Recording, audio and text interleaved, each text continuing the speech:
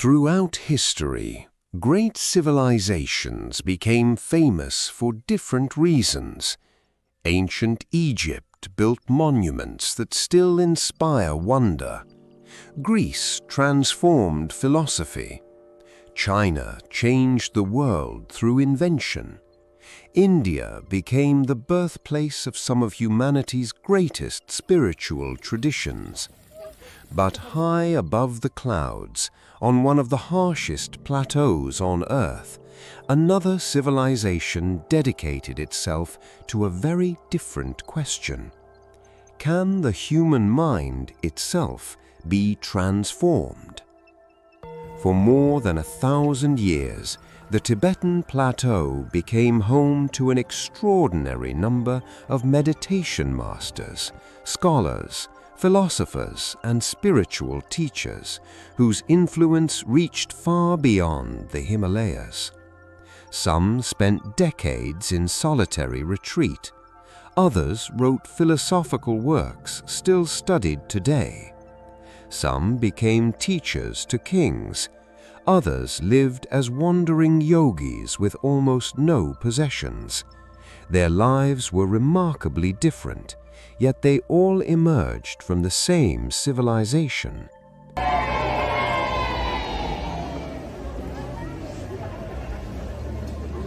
Why?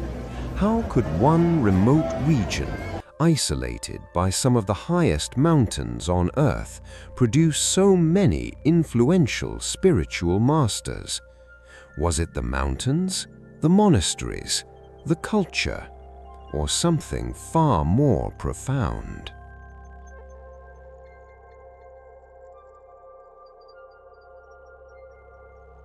For many people, Tibet is a place of mystery. Snow-covered peaks, ancient monasteries, prayer flags carried by the wind, remote valleys untouched for centuries. It is easy to imagine that spiritual wisdom somehow emerged naturally from this dramatic landscape. But history tells a far more interesting story. The world's highest plateau did not automatically create great spiritual teachers. Mountains alone cannot produce wisdom. Silence alone cannot create compassion. Isolation alone cannot transform the human mind.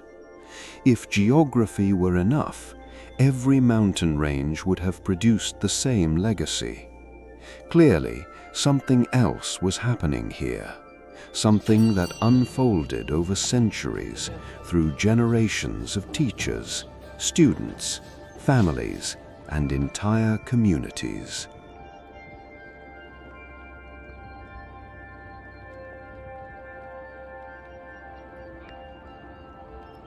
Every civilization chooses what it values most. Some invest their greatest minds in engineering, others in military power, commerce, politics, science, art. These choices shape the future of a society. They determine what children learn, who becomes respected, what success looks like, and ultimately, what kind of people that civilization produces. Tibet made a different choice. For centuries, one of its highest ideals was not simply to understand the external world, but to understand the mind itself. Not as an abstract philosophy, but as something that could be carefully observed, trained, and transformed. Beginning in the 7th and 8th centuries, the spread of Buddhism across Tibet helped turn that ideal into a lasting cultural tradition. Over time, monasteries became centers where philosophy, meditation, and scholarship were studied together for generations. This idea would shape education, culture, daily life, and eventually some of history's most influential spiritual traditions.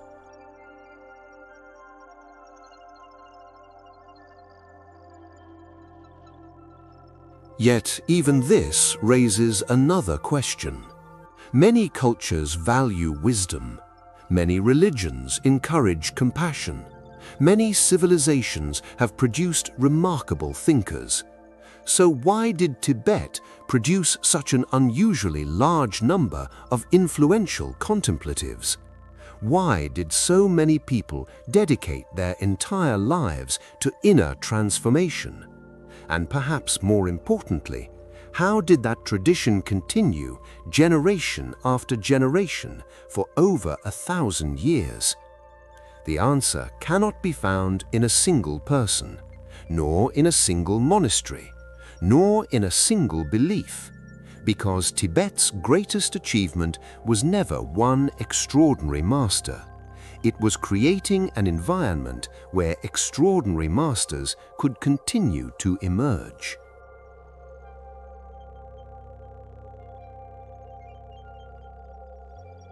Imagine a young boy entering a monastery centuries ago. He owns almost nothing. He has no wealth, no status, no influence. Yet before him lies an education unlike almost any other in the world. Not one focused on conquering nations or accumulating riches, but on understanding thought itself. He will spend years memorizing classical texts, years studying philosophy, years learning logic, years questioning his own assumptions, years practicing concentration and compassion, not for an examination, not for a career, but because the transformation of the mind is considered life's greatest achievement. This was not the journey of one exceptional individual. It was a path followed by countless students across generations. And perhaps that is where the real story begins. To understand why Tibet produced so many great spiritual masters, we must first understand the world that shaped them, a world where mountains were only the backdrop and where the true landscape was the human mind. Because long before a master entered a meditation retreat or became a respected teacher, they were shaped by something much larger than themselves. An entire civilization built around a single extraordinary question. Can a human being become wiser through deliberate training of the mind? That question would define Tibet for centuries.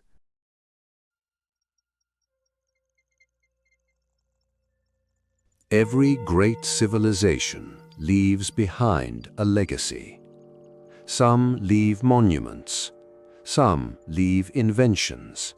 Some leave military victories. Tibet left something far less visible.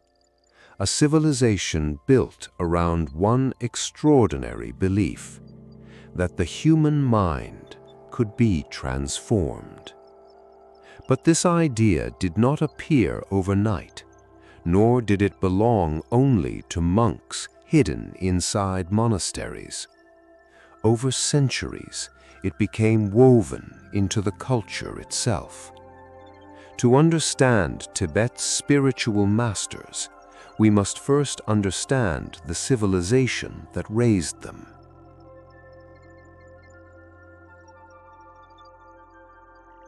Imagine growing up in a society where the people most admired are not the richest, not the strongest, not the most famous, but those known for their wisdom, their discipline, and their compassion. For much of Tibetan history, highly respected teachers often held a unique place in society. Kings sought their advice. Families encouraged children with religious vocations. Communities supported monasteries not simply as places of worship, but as centers of learning, philosophy, art, medicine, and scholarship. This did not mean everyone became a monk. Most Tibetans were farmers, nomads, craftsmen, or merchants, but across society there was a widespread respect for inner cultivation, the idea that developing the mind was one of life's highest pursuits. That single cultural value changed everything, because every civilization eventually becomes what it chooses to admire. When people picture Tibet, they often imagine isolated monasteries perched on mountain cliffs. But those monasteries were never meant to stand apart from society. They were deeply connected to it. They preserved libraries, copied manuscripts by hand, taught philosophy, studied medicine, created sacred art, trained teachers, hosted public ceremonies, and served as places where questions about life, ethics, suffering, and the nature of reality could be explored over generations.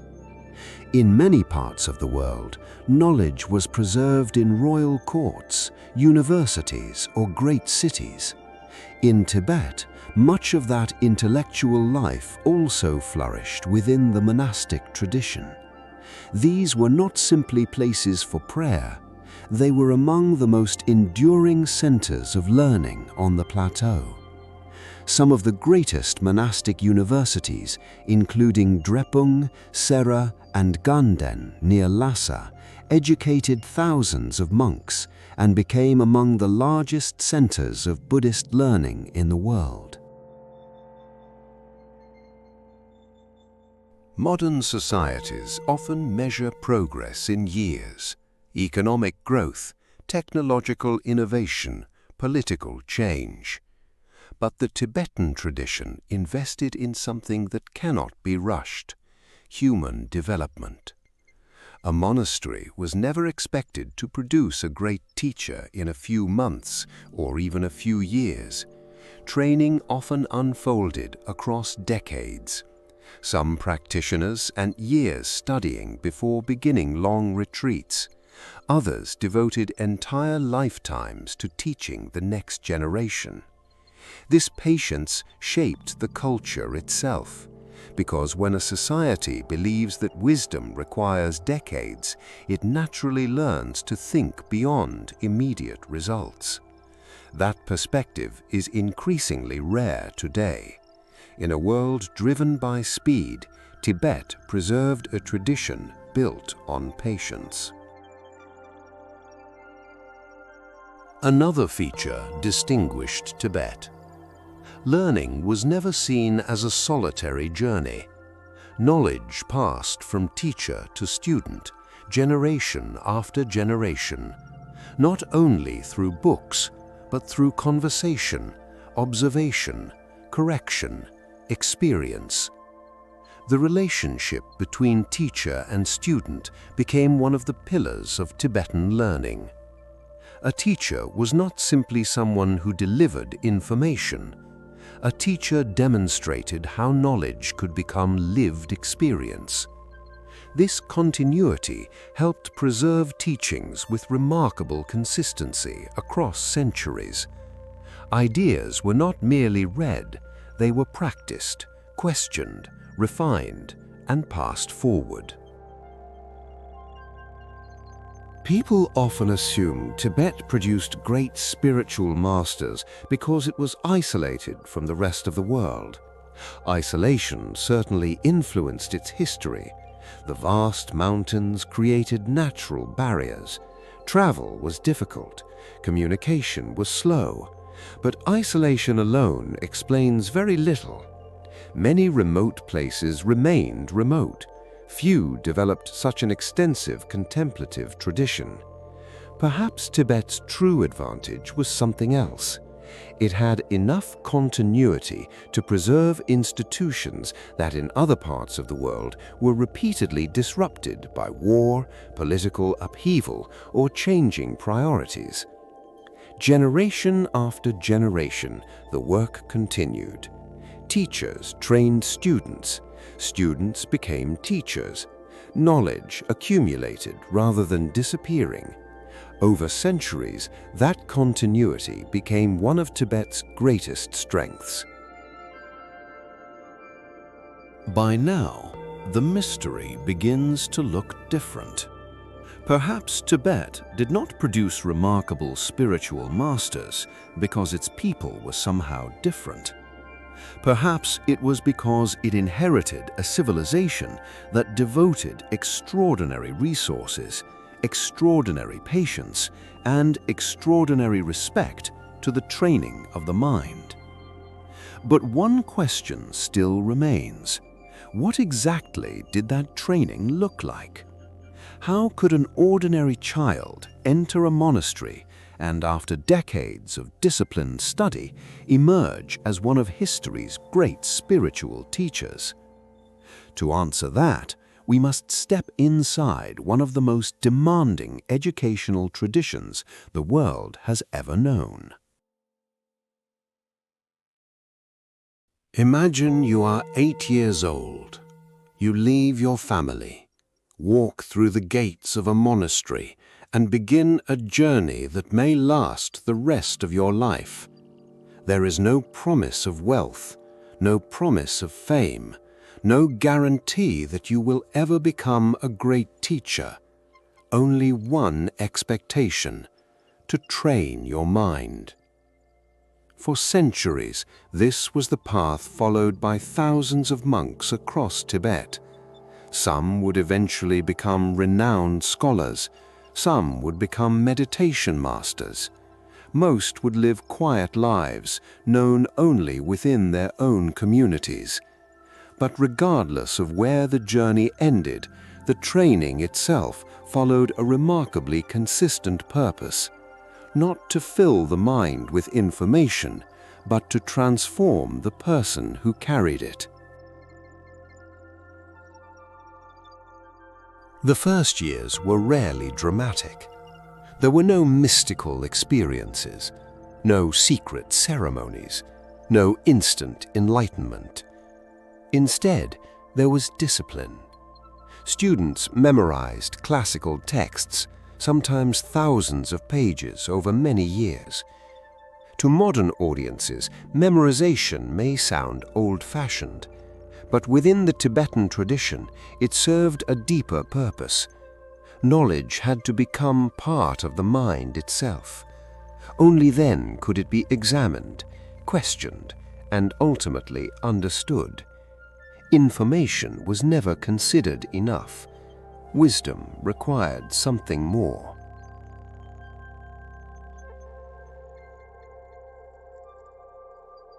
One afternoon, a visitor enters a monastery courtyard. Dozens of monks stand facing one another. One suddenly claps his hands with surprising force. Another responds immediately. More questions follow. The exchange grows faster. Observers often assume they are arguing. In reality, they are studying. This is the famous tradition of monastic debate, perhaps one of the most distinctive educational practices ever developed. The purpose is not to humiliate an opponent, nor to prove intellectual superiority. It is to test every assumption, every conclusion, every hidden contradiction. A weak idea should not survive, no matter who speaks it, because the goal is not victory, the goal is clearer understanding. For many monks, mastering this form of debate required years, often decades, of studying logic, philosophy, and Buddhist texts under experienced teachers. In many educational systems, students are rewarded for giving the right answer. Here, they spend years learning to ask better questions. That difference may seem small, yet it changes everything.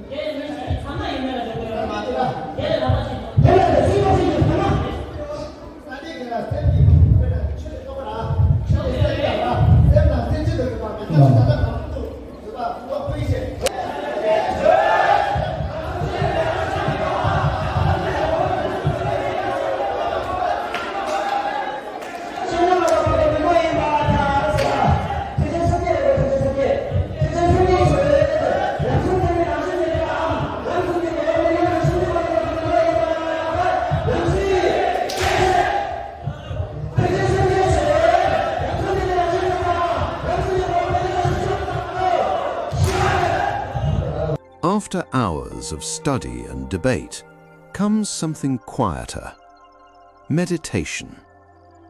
Not as an escape from reality, but another form of investigation. If debate explores the world of ideas, meditation explores the mind that produces those ideas. How does attention wander? Why does anger arise? Can compassion be deliberately cultivated? Can habitual patterns be changed? These were not only philosophical questions, they became subjects of lifelong practice.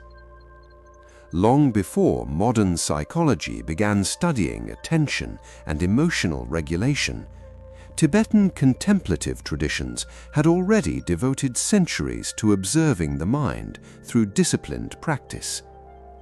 The methods were different, the language was different, but the central question was surprisingly familiar. Can the human mind be trained?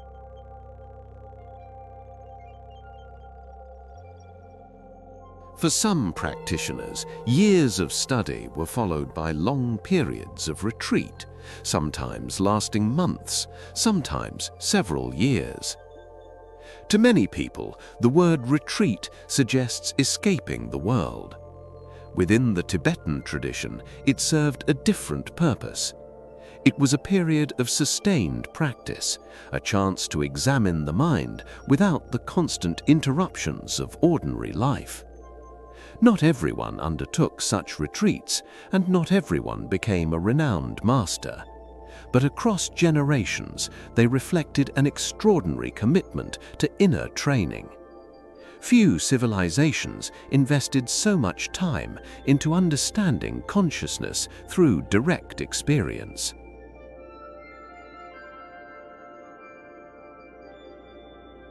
Perhaps the most remarkable feature of this tradition is not any single practice. It is the length of the journey. Today, we often expect rapid results, a course completed in weeks, a skill mastered in months, a solution delivered instantly. The Tibetan path asked something very different. What if understanding yourself takes decades? What if wisdom cannot be downloaded, only lived? Many of Tibet's most respected teachers spent 40, 50, or even 60 years studying, practicing, teaching, and refining their understanding. There was no finish line, only continuous cultivation. Perhaps that is why so many became extraordinary, not because they found a shortcut, but because they accepted there wasn't one. So, was this the secret? The monasteries, the debates, the meditation, the retreats? Not entirely. These were only the tools. The real answer lies somewhere deeper, because tools alone never transform people. What truly mattered was the civilization that believed for more than 1,000 years that there was no greater achievement than transforming the human mind. And perhaps that belief changed history. So, what was Tibet's secret? Was it the mountains, the thin air, the ancient monasteries, the years of meditation, the famous debates? The answer is probably none of these alone. History rarely changes because of a single reason. Civilizations are shaped by countless forces working together over centuries. And Tibet was no exception. Perhaps what made Tibet remarkable was not that it discovered a secret unknown to the rest of the world. It was that it built an entire civilization around a question that many societies placed at the edge of life instead of its center.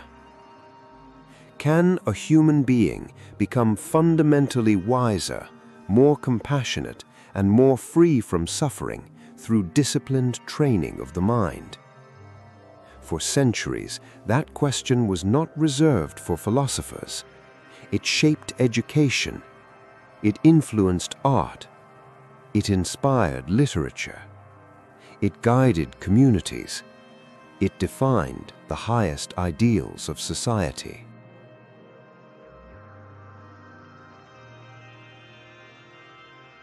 Every civilization celebrates something. Some admire conquerors. Some admire inventors. Some admire entrepreneurs. Some admire political leaders. There is nothing unusual about that. What was unusual was what Tibet chose to celebrate. The people most deeply respected were often those who had mastered themselves rather than mastered others, those known for patience, clarity, compassion, and wisdom, not because they possessed supernatural powers, but because they represented what the culture believed a human being could become. Whether every celebrated master truly reached the highest spiritual realization described in Tibetan Buddhism is ultimately a matter of religious belief. But there is little doubt that the tradition produced generations of teachers whose scholarship, contemplative discipline, and influence have shaped millions of lives. That alone makes Tibet historically remarkable.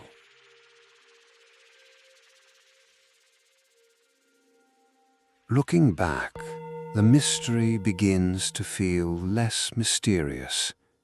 Imagine a civilization where children grow up admiring wisdom. Communities support places of learning. Teachers dedicate decades to training students. Students devote decades to training themselves.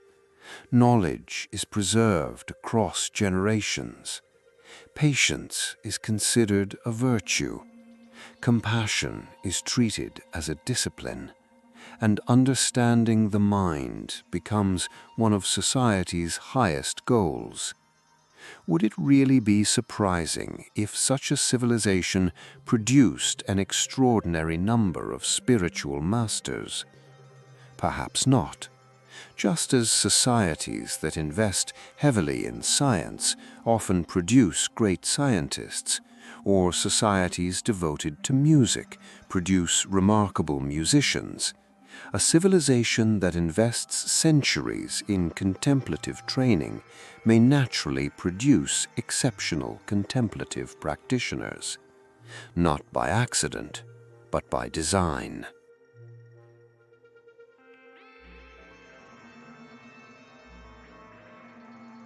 Perhaps the most important lesson of Tibet has very little to do with Tibet itself. It invites a larger question. Every society trains people. Schools shape the way we think. Families shape the way we behave. Culture shapes what we admire. Technology shapes what captures our attention. The real question is not whether we are being trained. The real question is, what are we being trained to become? More efficient? More productive? More distracted? More anxious? Or more patient? More compassionate? And more aware? Tibet does not force us to accept its answers. But it does encourage us to ask that question. And perhaps that question has never been more relevant than it is today.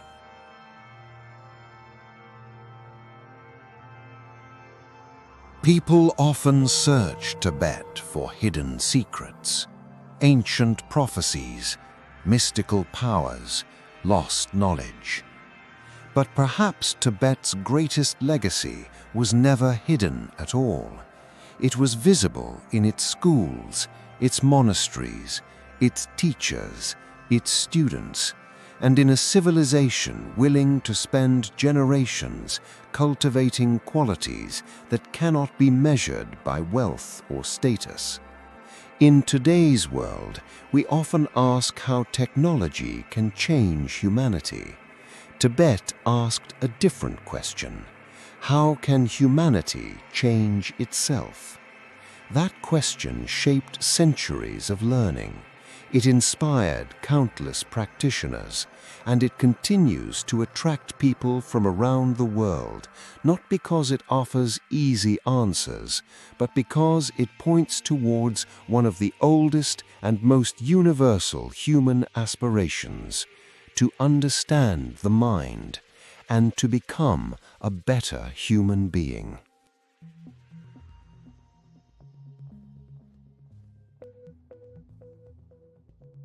So why has Tibet produced so many great spiritual masters? Perhaps there is no single answer. No mountain, no monastery, no meditation technique can fully explain why one person reaches extraordinary spiritual realization while another does not. That journey remains deeply personal. And within Tibetan Buddhism itself, enlightenment is never described as something guaranteed by geography, culture, or even years of practice alone. Yet history reveals something remarkable. For more than 1,000 years, Tibet preserved one of the world's most sophisticated traditions for training the human mind. It built institutions dedicated to contemplation. It developed rigorous systems of philosophy, debate, meditation, and lifelong learning. It honored teachers who devoted decades to understanding compassion, wisdom, and the nature of consciousness.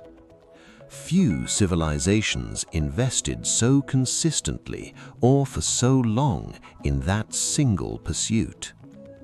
Perhaps that doesn't completely solve the mystery, but it helps us understand why Tibet became home to so many of history's most influential spiritual teachers. And maybe that is Tibet's greatest legacy. Not proving that enlightenment belongs to one place, but reminding the world that the human mind can be cultivated with the same patience, discipline, and dedication that we devote to mastering anything else. Because in the end, Tibet's greatest achievement was never simply producing remarkable masters. It was preserving an extraordinary question across generations. Can a human being become wiser not only by changing the world, but by transforming the mind? Perhaps that question is more relevant today than ever before.